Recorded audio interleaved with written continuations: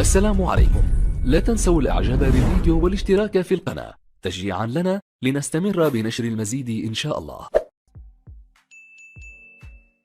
السلام عليكم ورحمة الله وبركاته. أهلا بكم مع موعد مباراة الزمالك اليوم مع بيراميدز في الدوري المصري الممتاز والقنوات الناقلة والتشكيل المتوقع لفريق الزمالك في مباراة اليوم، وإليكم تفاصيل هذه المباراة ولكن بعد هذا الفاصل.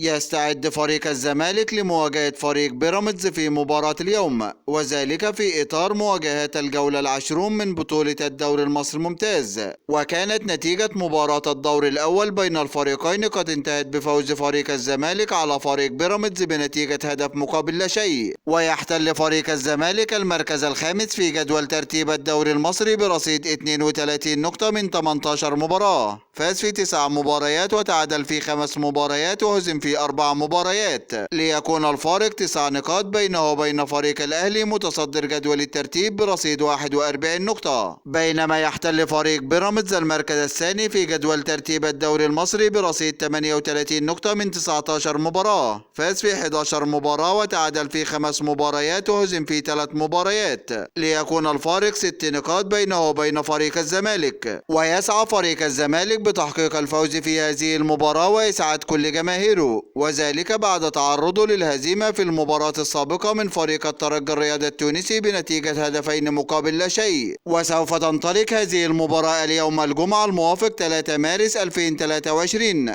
3/3/2023 في تمام الساعة 7 مساء بتوقيت مصر والسودان وليبيا، 8 مساء بتوقيت السعودية وقطر والعراق واليمن وسوريا، 9 مساء بتوقيت الإمارات وعمان، 6 مساء بتوقيت تونس والمغرب والجزائر. وسوف تقام هذه المباراة على ملعب استاد الدفاع الجوي، وسوف تنقل هذه المباراة عبر قناة اون تايم سبورت 1 بصوت المعلق حاتم بطيشة. وإليكم الآن التشكيل المتوقع لفريق الزمالك في مباراة اليوم. في حراسة المرمى محمد عواد، وفي خط الدفاع محمد عبد الشافي ومحمد عبد الغني وحسام عبد المجيد وحمزة المسلوسي، وفي خط الوسط نبيل عماد دونجا وعمرو السيسي وعمر جابر، وفي خط الهجوم محمود عبد الرازق شيكابالا وأحمد سيد زيزو وسيف الدين الجزيري. هذا كل ما لدينا عن موعد المباراة، وانتظرونا في موعد مباريات قادمة بإذن الله تعالى، ولا تنسوا دعم الفيديو بلايك والاشتراك في القناة وتوقع نتيجة المباراة في التعليقات أسفل الفيديو.